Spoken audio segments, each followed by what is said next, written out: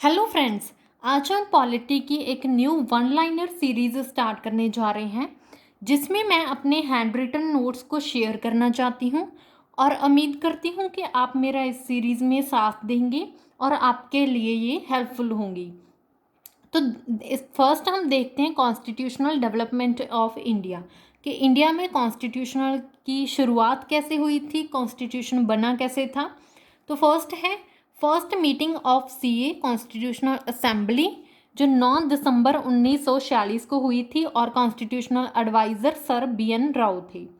First permanent chairman of CA doctor Rajendra Prasad ji थे और interim क्या होता है, temporary chairman doctor Sachchidanand Sinha थे और वाइस चेयरमैन HC मुखर्जी थे।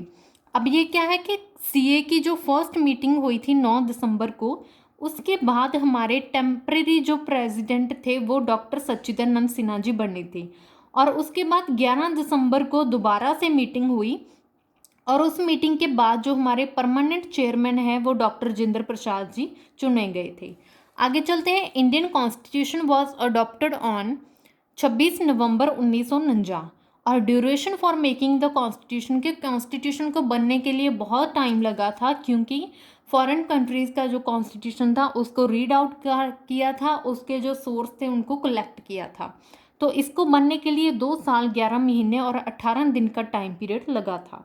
Objective resolution introduce by Pandit Jawaharlal Nehru जी जो 13 दिसंबर 1946 को इंट्रोड्यूस किया गया था और 22 जनवरी 1947 को अडॉप्ट किया गया था। Constitution of India handwritten, तो इंडिया का जो कॉन्स्टिट्यूशन था वो किसके द्वारा लिखा गया था? प्रेम बिहारी नारायण रैजादा जी के द्वारा। ड्राफ्टिंग कमेटी कॉन्स्टिट्यूटेड ऑन 29 अगस्त 1947 और इसके चेयरमैन BR अम्बेडकर जी थे। ड्राफ्टिंग कमेटी के टोटल 7 मेंबर थे जिनके चेयरमैन BR अम्बेडकर और बाकी के 6 मेंबर्स को हम आगे डिस्कस करेंगे।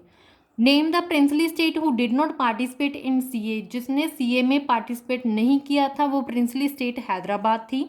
और सुजेशन फॉर CA का सुजेशन किसने दिया था? तो MN रॉय ने दिया था और इसके एडवाइज़र BN राव थे। इन दोनों में आपने कंफ्यूज नहीं होना है।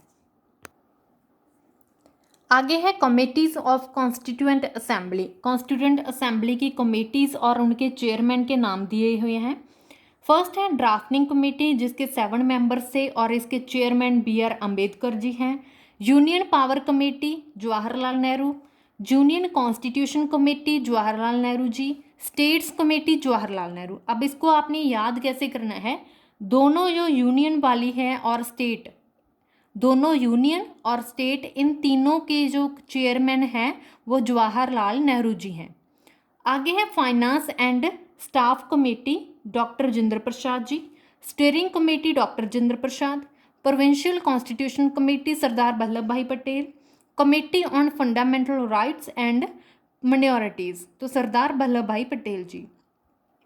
आगे है drafting committee members. Drafting committee के जो 7 मेंबर थे उनके चेयरमैन BR अम्बेडकर और बाकी के जो 6 मेंबर हैं N Gopal Swami Iyer, doctor KM Munshi, Alladi Krishna स्वामी अय्यर, सैयद अहमद सादुल्ला, TT कृष्ण माचुरी जो पहले DP खैतन थे, NM राव, इनकी जगह पे पहले BL मित्र जी थे।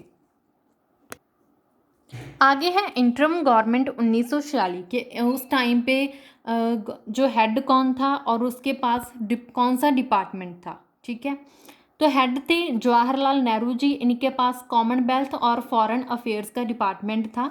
वल्लभ भाई पटेल जी, इनके पास होम इंफॉर्मेशन एंड ब्रॉडकास्टिंग थी। Rajendra Prasad food and agriculture. John Mathai ji के पास इंडस्ट्री एंड सिविल सप्लाईज थी। Jagjivan Ram labour minister. Sardar Baldev Singh defence से रिलेटेड थे। लियाकत अली खान फाइनेंस से। C Gopalachari education and art से।